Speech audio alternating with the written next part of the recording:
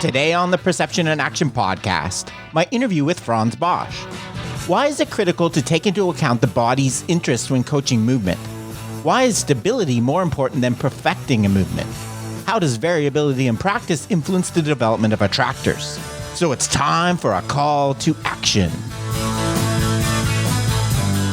Hello, and thanks for joining me. This is Rob Gray from Arizona State University. I've been on a now over 25-year journey as a researcher, professor, and high-performance consultant to understand how we acquire and adapt our perceptual motor skills. Welcome to the Perception and Action podcast, where I discuss how psychological research can be applied to improving performance, accelerating skill acquisition, and designing technologies. If you're a coach or an instructor, my goal is to help you bridge the gap between research and application, and to connect your experiential knowledge with skill acquisition and motor learning theory. I want to help take you from using practice design recipes to becoming a master chef who can manipulate the key ingredients to come up with your own innovative training methods. If you're a student or fellow academic working in the skill acquisition field, I hope to keep you up to date on the latest studies and help you get to know the people working in this area. Finally, if you're developing training technologies, I hope to help you incorporate good motor learning principles in your design, pull out key performance metrics from the data, and design effective studies to evaluate your product. To learn more, help support the podcast, and/or work directly with me, please check out perceptionaction.com. Now on to the show. In today's episode, I had a great discussion with Frans Bosch about his new book, The Anatomy of Agility.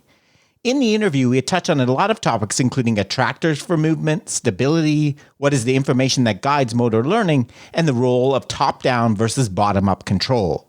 Hope you enjoy. So today my guest is Frans Bosch, author of the recently published book, Anatomy of Agility. Thanks for joining me, Frans. Thank you. Thank you for having me. Oh, you're welcome. And so for people that, and I think most people in this area know you, your second book, after a very popular first one. But for those that don't, can you tell us a bit about your background, how you got into, writing about this? And I know you obviously do a lot of consulting and coaching yourself. I think you have a kind of a unique background in a way. So can you tell us a little bit about that? Yeah, it's a little bit of a zigzag history. I started out as a PE teacher. For a couple of years, I decided I didn't like to be a PE teacher anymore, and I swapped to becoming an artist. Mm-hmm. So I've been in the studio, locked myself up in the studio for 20 years and painted. Mm-hmm. And then I was fed up with the art world, and on the side, I was coaching in track and field. So I had a couple of boys that were national champions and things like that. And I became a medical illustrator. From being a medical illustrator, the publisher said, listen, you know much more about it than these clowns that write the books. Why don't you write books? So that's how it got started. And I wrote a book in 2000 called Running, Biomechanics and Exercise Physiology. That took off, got translated in English, went around the world. From that, I started consulting. So first it was a lot of presentations and stuff. Then I started consulting in all kinds of sports. I've been with Welsh rugby national team for 9 years. I did MLB, NBA, AFL, soccer, all kinds of stuff. And then I subsequently wrote 2 other books, Strength Training and Coordination, and Anatomy of Agility. I give some courses that are associated with the book and so on. Yeah. Oh, and for a decade, I've been teaching at a university for applied science and sports. Yeah. Okay. And I know you do all the illustrations in your book as well, basically. Yeah. My background is medical illustrator and artist. That's an easy way to do it. Yeah, I say, I'm old enough, I don't buy books just for the pictures in them. But if I did, if you want to, your book is worth just for the artwork alone. You have amazing, you notice right away the difference. I wish I could convey my ideas into pictures so well. So this is gonna. I said before we started. This is gonna be a little bit of a random path. I think. Well, in the words of my area, popular area, we'll let it emerge. So the anatomy agility. One of the points I think that I got from it that you are trying to you stress is, and I think behind the title of the book maybe is that. This idea that coordination and movement is this kind of trade-off between these conflicting interests, right? Between I think you call them body intrinsic and environmental intrinsic. Yes. And I think one of the messages I think came out for me is that we tend to often ignore the body intrinsics often in coaching, or we just give it lip service, right? You need to be efficient. You need to, right, not get injuries, but we don't really dig into understanding anatomy for the purposes of teaching skill. Is that kind of one of the main things you want to try to get across? Yes, I think it's the key thing actually. Mm-hmm. So I'm more and more convinced that the body has its own agenda, right? Mm-hmm. And that own agenda is something we don't really understand well. So we try to teach people certain things, but then actually you should run it through the filters of what the body finds important for itself. Mm-hmm. And once it goes through those filters, then maybe the body is interested in what we have to say and maybe wants to get on board and learn things. If we don't understand these filters, then probably we don't have much chance to have success beyond random. Mm-hmm. So that's why I try to delve into that a little bit more. And obviously, it's you can take things from motor learning perspective and things like that, like minimum jerk principles and minimum control principles and other things. But you also definitely can look at anatomy and see what constraints there are if you look at anatomy. Mm-hmm. So that's what the exercise of the book actually was. Yeah, and I think, and these filters are kind of things like injury prevention, efficiency, economy of movement, right? Is that kind of then on a high level, right? It's those kind of things. It's obviously in the book you got the minimum jerk principle, the minimum torque change principle, minimum cost principle, minimum control principle. Mm-hmm. Right? If you then translate that to an overall idea that's in the book, is that self-stability is a prerequisite for expressing, let's say, power and intensity in movement, and that self-stability obviously has to be understood because it constrains very much what we can achieve. Yeah, and that was another. I think along with this body intrinsic environmental, the playoff between stability. I think one of my favorite quote. Stability in movement is more important than the perfection of the movement, right? So. Can you talk a little bit? And also, I know the other thing I saw you contrast was interestingly, everybody right now has a focus on variability, right? Being variable, being degeneracy, variable, and I think you wanted to get the message. You got to focus on stability. Which is in some ways opposite of variability, right? Yeah, I think it's even one of the key reasons I wrote the book. Mm-hmm. Indeed, you have all this variability first going on, and. What annoyed me in that was that it was variability for the sake of variability, right? Variability has to be there for a reason. And if you look at the literature from, let's say, a couple of years ago, it was all about variability. And then over the years, gradually, you saw a disclaimer creeping in. Variability under the constraints of the movement outcome, right? Mm-hmm. And then somebody spoke up and said, listen, there's good variability and bad variability. Mm-hmm. Where good variability leads to something that you want, right? That's useful, and that useful thing is the stability in the system, and you can translate that to attractor states, right? Where shear forces are avoided, and where the system is protecting itself before it goes into, let's say, a higher output. So that was an important reason for me to write the book also because I'm convinced that if you want to translate all this variability into practical application, you need those stable endpoints, those stable outcomes of good variability. And you need to have an idea about them.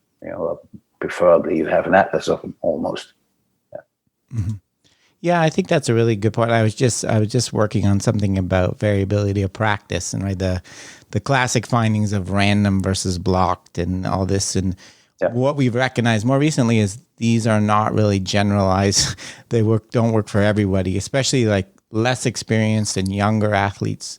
Throwing a ton of random practice at them might not be the best way to go. And So you have been discussing this also with Wolfgang Scholorn, who has done very important work on differential learning, and I've been discussing it with him as well.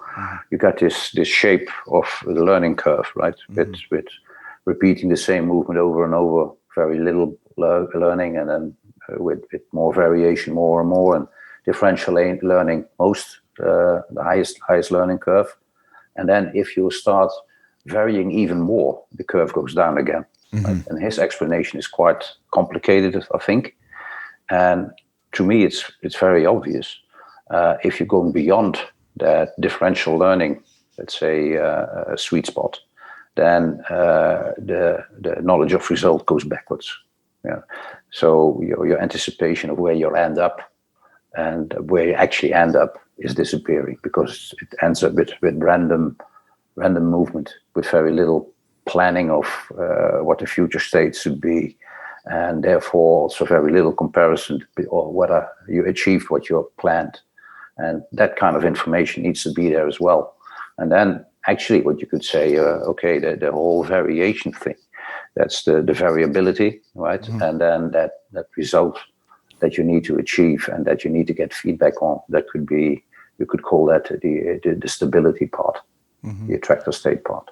Yeah, and I want to get back to that about that. Yeah. I know your question about the information of we get, but to me, it's I think this would be in your terms. To me, I think we tend to focus too much on the variability we introduce through practice, and we ignore the fact that there's a variability inherent in the performer, which is going to be higher the less skilled you are. And if you put those two together, it can blow up, it can get way too high. So it also has a little bit to do with why we have variability.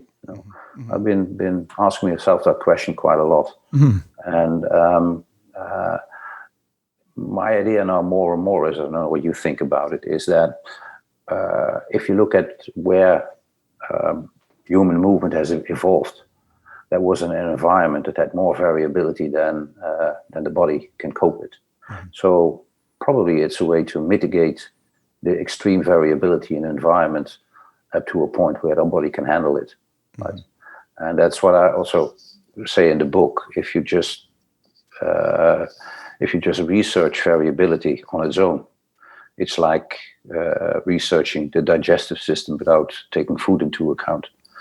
And what then the picture that you get then is that somebody's running over a very rough terrain with loads of variability coming in from the environment, and then he needs variability within the body to mitigate that in order to have something very stable. Let's say keeping the head still when you're running, less or more, so you can have your gaze probing the environment. Yeah, that's an interesting the idea. I think variability in the environment plus you kind of use your different to kind of dampen it. I know another one you mentioned in the book I really found interesting. You talk about fatigue as kind of a protective. It's not a negative. It's actually a protective mechanism by kind of dampening the signals, right, to the muscles. And is that kind of one of these ways we can deal with it? Well, there's lots of different ways and different patterns of movement. Yeah. So the stability, another message I kind of got from your stability is an active process, right? Stability is not through repetition, right? It's not through developing exactly invariant, using the same postures, same movement patterns over and over. Stability is an ongoing adaptive process, right? Is that kind of capture what you're thinking? Yes. Mm-hmm. So if you, let's say, replace the word stability for attractor, or endpoint or whatever,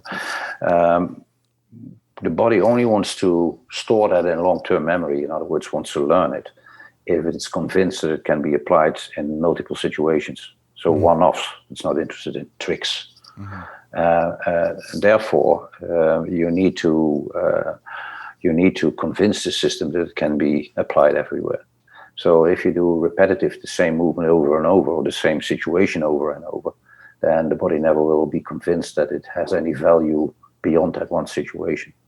So that's why repeating even a stable point as such doesn't make any sense. Doesn't make too much sense. Yeah. And I know you had one quote I really liked. Online adaptation to the execution of movement is more important than the original design.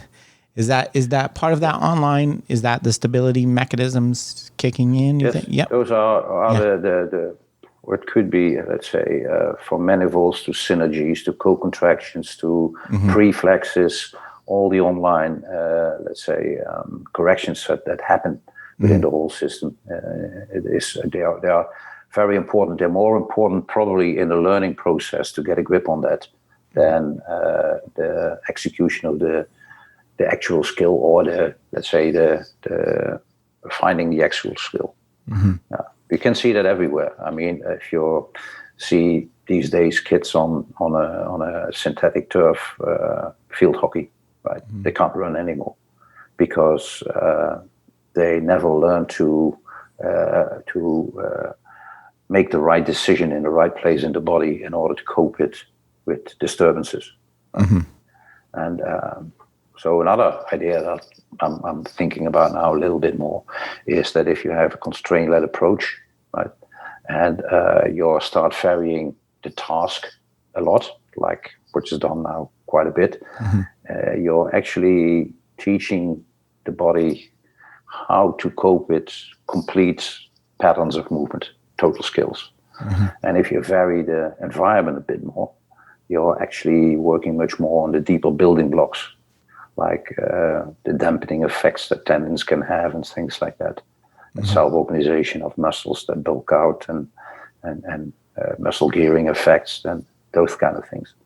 So that's an interesting idea that I'm not sure, or let's say it's still in its infancy.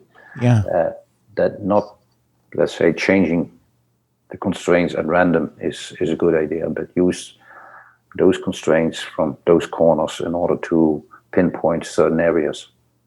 Yeah. No, I agree. We tend to all put all the money in the task constraints, don't we? We don't really think about the other two very often. And I think you're right. With stability, so stability is co-contraction. I think we talked about this the other day. I think one of the ideas I really like about so stability is not through hitting a set of static postures on the movement. It's about controlling the forces, and keeping the kinetic chain linked, and so it's not, maybe. And co-contraction obviously is a big one that you talk about a lot. Can you? So the key thing is with the stability, as I just mentioned, it has to be applicable in multiple situations. Otherwise, it's not interesting for the body, right? So being stable in just one situation that in the next situation doesn't help you with finding stability, it will never store that in long-term memory. So in order to have something that has more general meaning or general function and stability, it cannot be very much a shin angle or a knee angle. It has to be a little bit more of an abstract order. Right? It's how joints move relative to each other, joint coupling. It's something like foot plant from above, where you don't look at exact angle the foot is going down to the ground, but you look at how that angle is relative to the ground reaction force, the direction of the ground reaction force, and so on. So I think that all these stable principles are more abstract than we usually present them to athletes. Yeah. Yeah, and I think this is something I was trying to talk about the other day. To me, it's a difference between, I would call it adjustability versus adaptability. Yeah. So adjustability, you learn how to run on flat ground, then you have to learn how to change your angle to run up a hill, right? If you learn in your language, you don't have, it's a continuous, it's the same thing, right? You're just controlling the forces. They're different forces, so you control it in a different way, right? Yeah. So yeah, I think that's a really, so it's not these kind of invariant properties in movement. These attractors come not from a certain type of movement pattern, but really this way our bodies are controlling the forces. Yeah. So as you mentioned in the book, I think you know this is a book more about movement analysis than coaching, and but obviously the point you want to make is that's essential first step, right? And something you want to continuously do while you're coaching, right? And training is analysis. I think the diagnostics are a very difficult part of it, right? Well, you don't want to go to a doctor who is just second guessing what you have. You want a real diagnosis. And that would be the ideal thing in movement, that you have a real good diagnostic tool. Yeah. So that's what the book tries to go to a little bit. Yeah. And so when you're identifying these attractors, are they mostly kind of, what I call bottom up, where you understand the anatomy and so you kind of know what you're looking for? I know another thing people talk about is like comparing.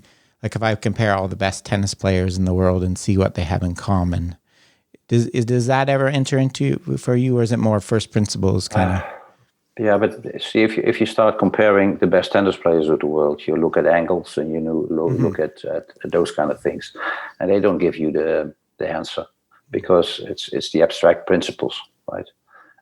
So you can start with the lowest, simplest form of measuring something, like a knee angle or whatever.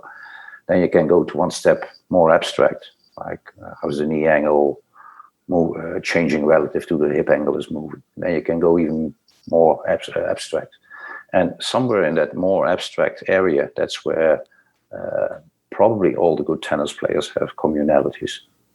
And will not be in that lowest level of very measurable, simple features. Yeah, no, I think that's a good point. And one of the things I wanted to get into in terms of motor learning too is you also talk about how these attractors and the stability is not always a good thing, right? You can get these passive. Yeah. Can you tell us a little bit of passive and inefficient attractors? What you mean? So it's just a way of distinguishing between them. I made three groups of attractors. Right. One group of attractors is active attractors that are coming from muscle activity. They are protective, so they protect the joint, and they enhance performance. Right. So a hip lock, where you have a co-contraction around the hip at the moment that the big force goes to your hip, that could be an active, protective and enhancing attractor. Then the second group is also active and protective, but it's not enhancing performance. That's freezing degrees of freedom, because the task is too complicated, or the interaction with the task and the environment is too complicated. So that's what you see a lot.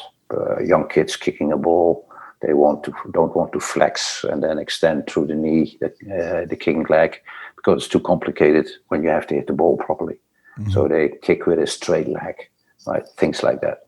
And then the third category is the passive attractors, that don't occur because of activity of muscles, but they occur because you're in the end range of movement, and passive tissue gets stretched and gives you the stability.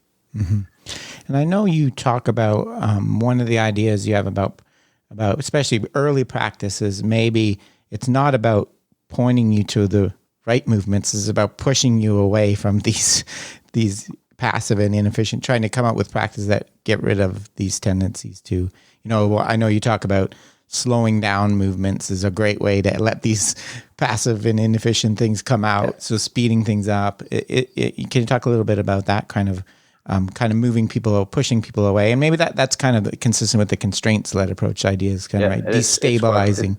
Exactly. It's very, very consistent with it. Yeah. So the idea is, well, you know that probably better than I do, that if you have an error that you don't want, one of the characteristics is that it can be very stable. Mm-hmm. And then you can find an alternative and say, okay, we teach that alternative and hope that the body shifts from that error to the new alternative. But probably a much better way is to destabilize that error and not even care too much about what the alternative should be. Mm-hmm. So a lot of the practice that I do is in that area. So for instance, if you have somebody who jumps off a box and lands in this valgus position with the knees pointing in, right? Mm-hmm. Then that's very stable because you're hanging in passive tissue around your hips and so on.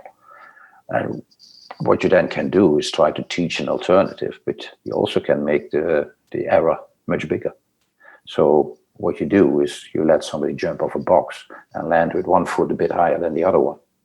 So at least one of the two legs becomes really, really unstable. It loses its stability, right? Or you jump off a box and you have to rotate your upper body in the landing to one side. Then one of the two legs loses its passive stability as well. And if you do that enough, so if you play around with that enough, then the body will perceive that passive stability actually only works if you jump off a box on the flat floor and you face forward. But as soon as you start rotating and stuff, that doesn't work anymore. So then it's much more, let's say, willing to flip into something else. Yeah. Yeah, no, I really like that idea. Sometimes I think in general, the expression I use is we're kind of lazy learners, right? Your body wants to be efficient and economical, and it's going to latch on sometimes to the first thing that works, right? You have to kind of push it away from certain things. Yeah. And that, I mean, what good coaching actually is you have an enormous box of tools and tricks in order to do this, right? You see somebody making that kind of error, and bang, you pull out that trick, change the environment a little bit, and it becomes unstable, and he has to go to something else. Mm-hmm. I know your famous line about your body not caring what the coach has to say. I know that's like about trying to prescribe. Here's how you should do it. In principle, that's what it is, because it has its own agenda. It has its own rules that it wants to stick by. Its own filters that everything has to go through.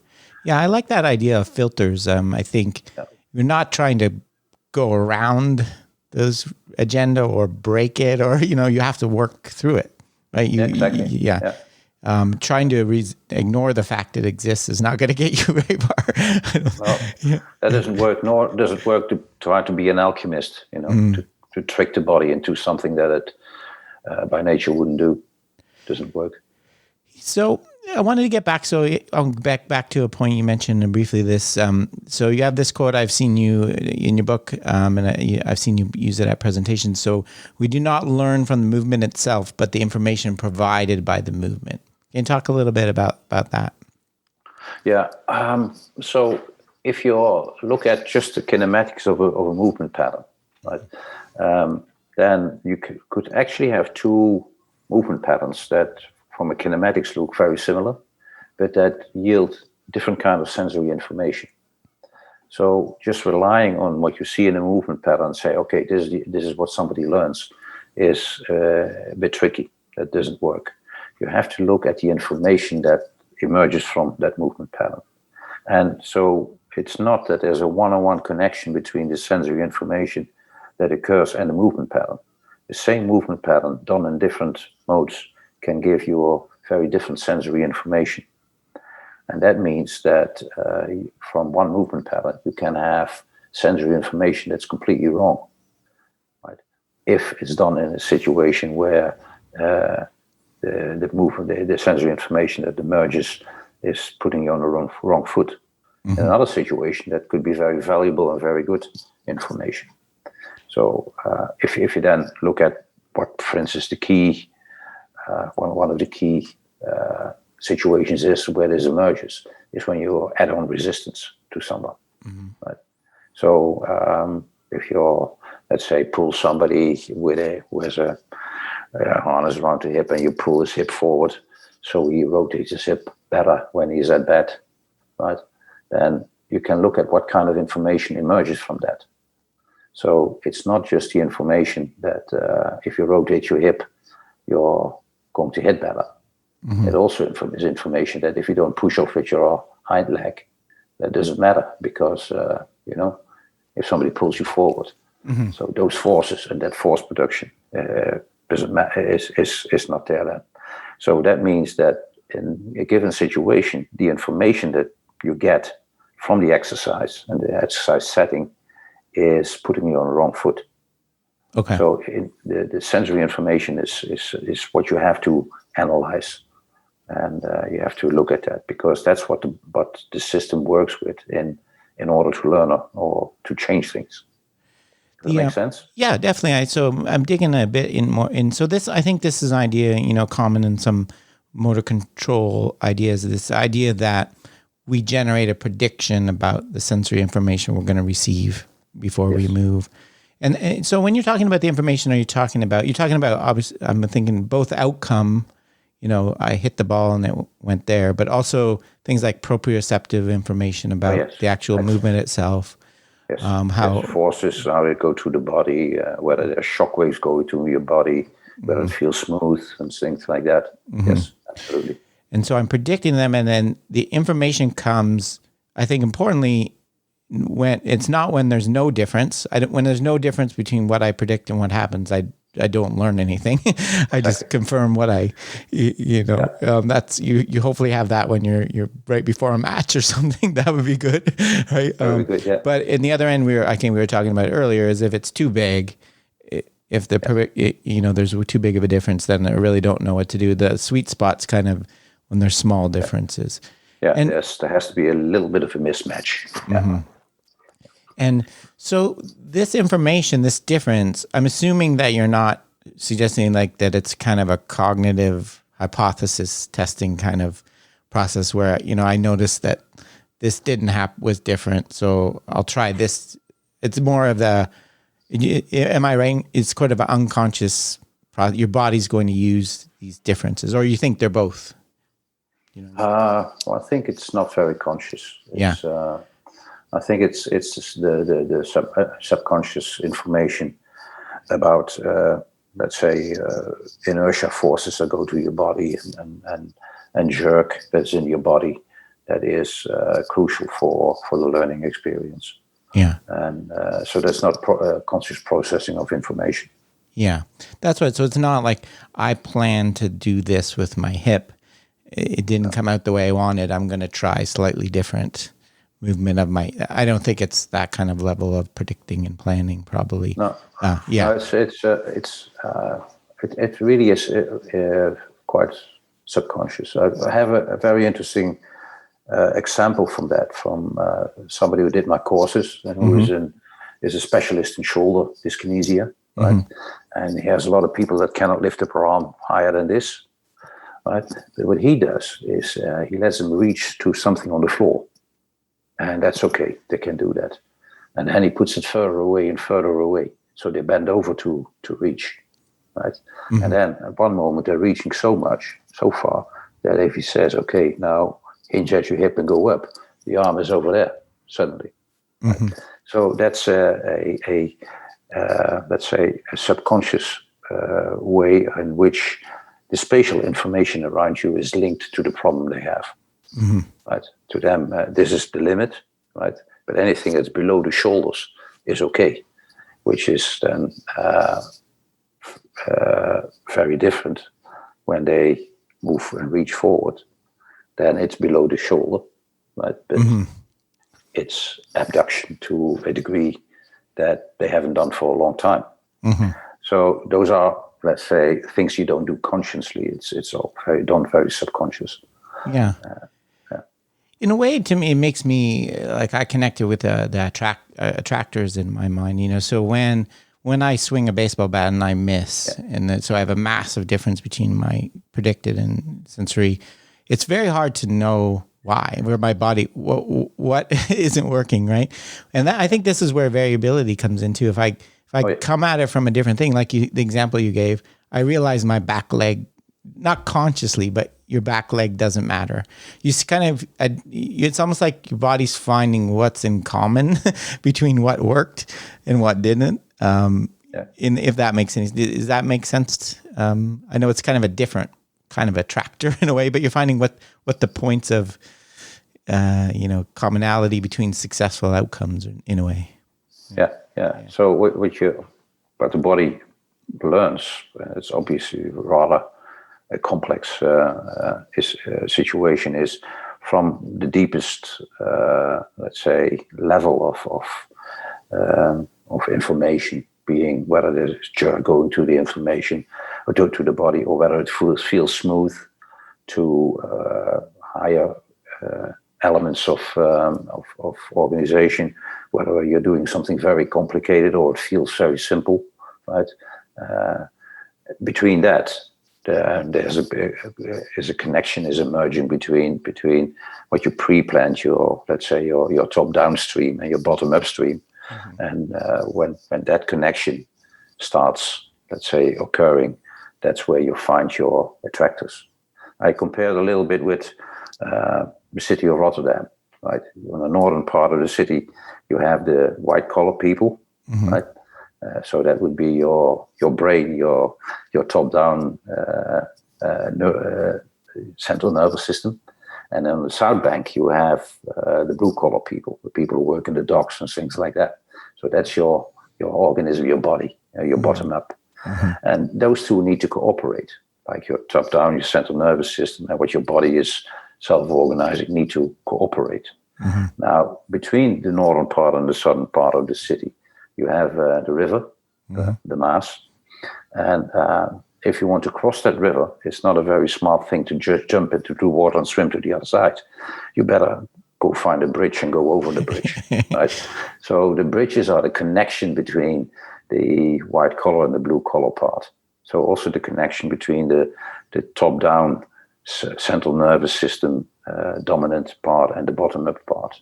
And those connections, those bridges, those are your attractors. That's where what your, let's say, what your plan in your brain and what you think that the body can handle and what the body actually can handle come together.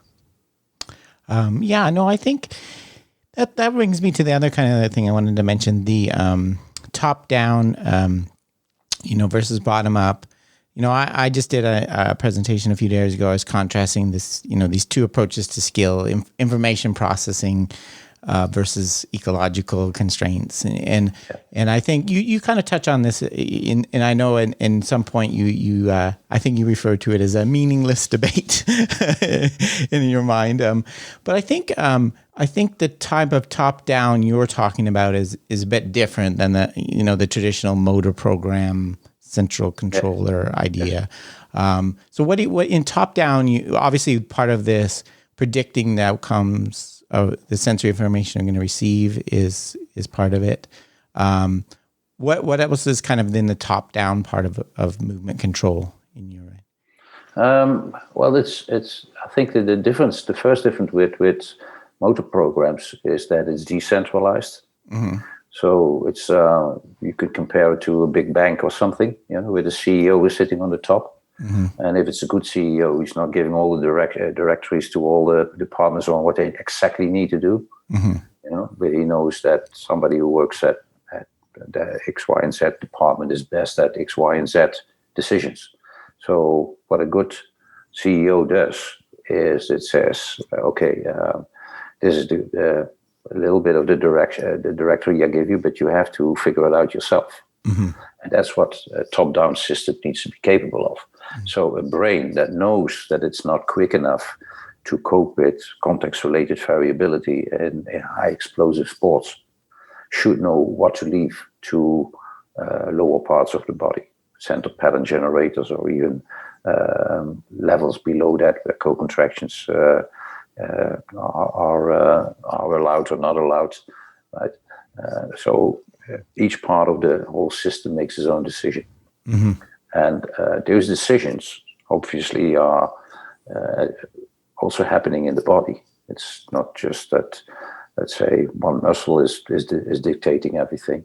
It has its part and another part is something, and then the cooperation, then it's a bigger part, an even bigger part, and that has to match somehow. It doesn't make any sense that it doesn't match, right? It has to match. Otherwise, the whole movement control system would be a bit of a mess, I would say. Yeah, for sure. And I think that's a good, I like that analogy. And so the highest level is, or, we're talking maybe just, is it just action selection kind of state? Like giving the overall goal setting and action selection. And then the vague overall pattern that you want to do with not filling in all the details. And then at a lower level, things are added more and more and more to a lower level. Yeah, I think that's the term you use there, I think, is a report, the context condition variability. Is that, I think that's context-related variability. That's a Bernstein. Yeah. Right. I think that's a critical point. To have a system to pre-program every possible scenario we face in sports would be the biggest computer in the history of the universe, right in your head. There's too many options. So, and I like that idea. You just take care of what you need to, right? And like in a company. I would even say that a very big part of motor learning in sports is to teach the brain that it should not make decisions that it cannot make, that are too complicated for it. I've been working in international rugby for 9 years, so with the Welsh national team. And I found myself amazed each time when the boys came off the training field that they were still alive, because you could see so many situations where it was so violent and it was so quick that gathering information from the body, processing it up there, supraspinal, and then coming up with a clever alternative for not breaking your neck would be completely ridiculous. It wouldn't work.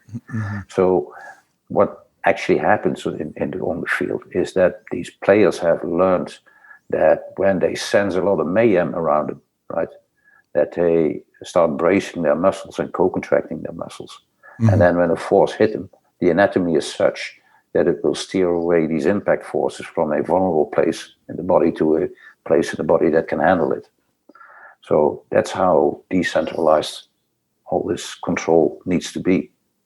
So, and if people are, let's say, beginners in sports, they don't know what they can leave to the body to solve as a problem.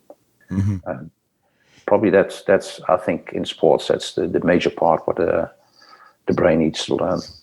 Yeah, and I think we kind of exacerbate that problem by using so many like pre-planned movements in sports, right? Where we're just training that you can know everything. I think that's a really good point. So I think I think it's consistent with kind of the kind of the ecological view in a lot of ways. This idea of I like the idea you're right that every level has to sync with the other one and work together, even though they don't need to know that. The middle management doesn't need to know how the mail room works, right? No, right? It's that next neighbor rule. Yeah.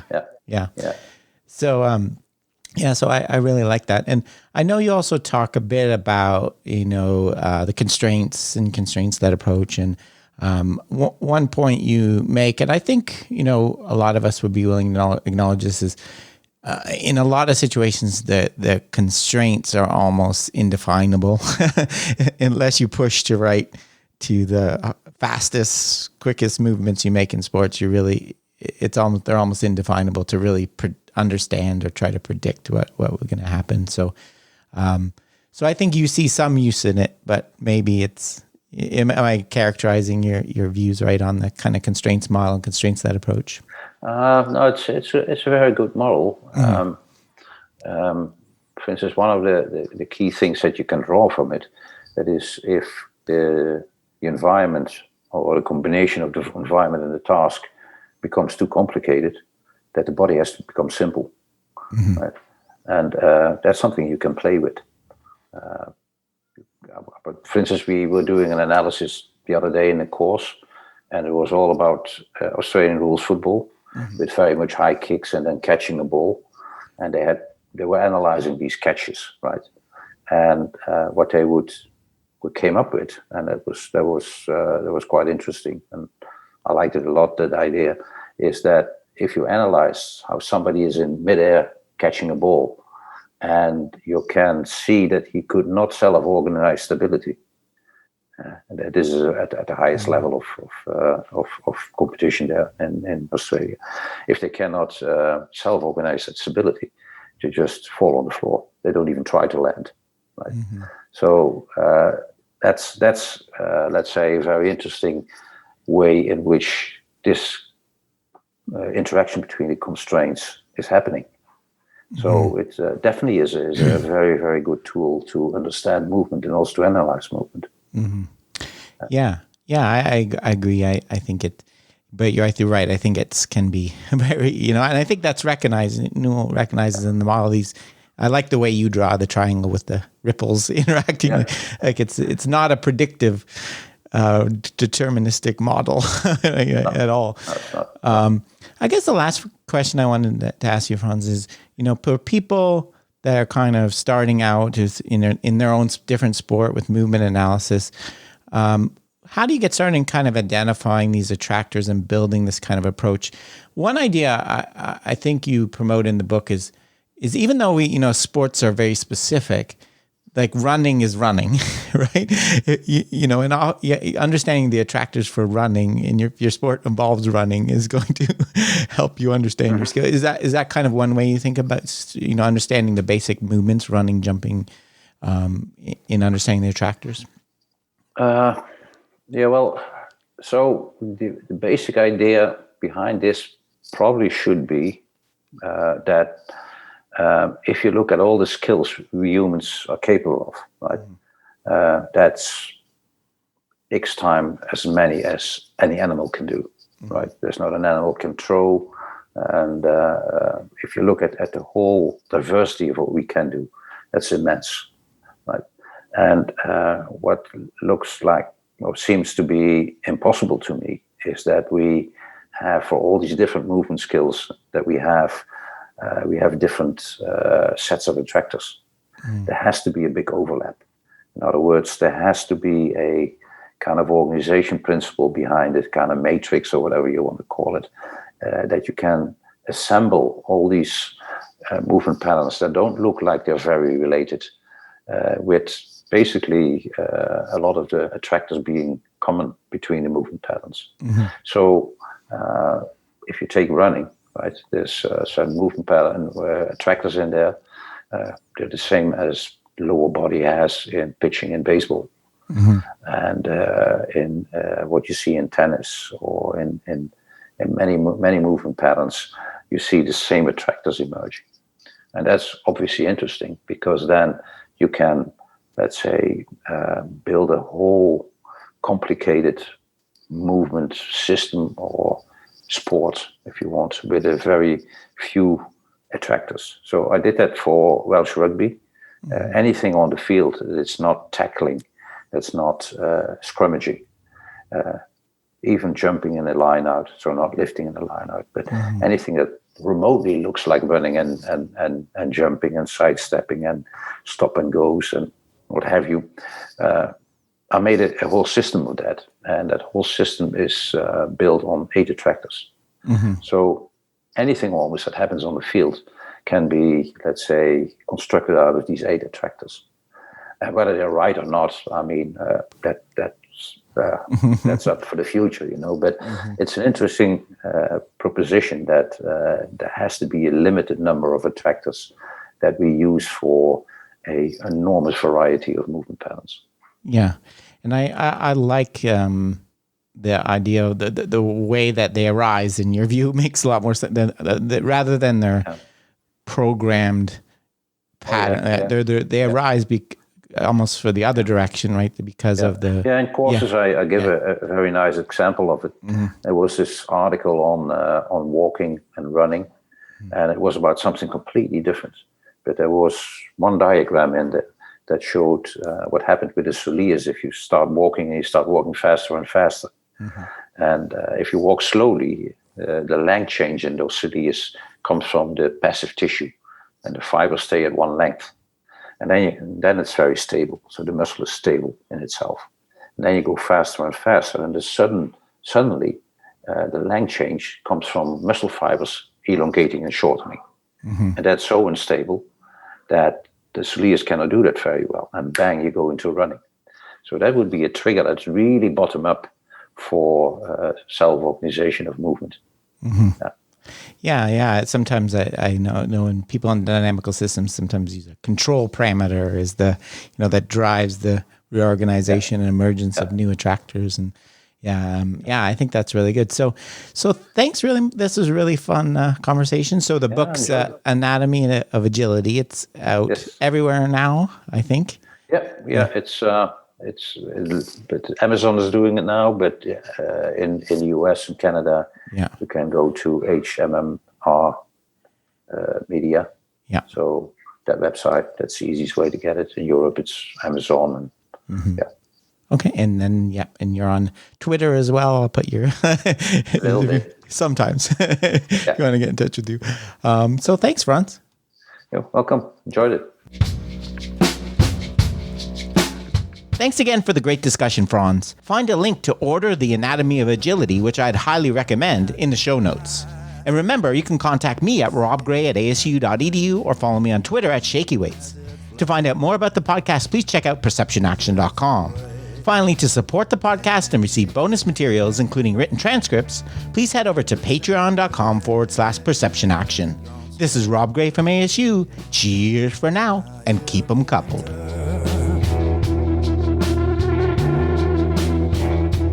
Cut you quit.